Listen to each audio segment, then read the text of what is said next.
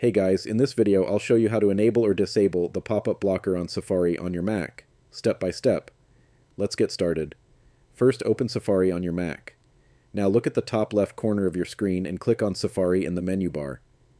From the drop-down, select Settings. Once the Settings window opens, click on the Websites tab at the top. On the left side, scroll down and click on Pop-up Windows. Here you'll see a list of websites and a drop-down menu next to each one. To block pop-ups, set it to Block or Block and Notify, and to allow pop-ups, simply change it to Allow. If you want to apply this to all websites, go to the bottom right corner and adjust the option called When Visiting Other Websites. Choose Block and Notify to keep pop-ups blocked, or Allow if you want to disable the pop-up blocker completely. And that's it. Your changes are saved instantly.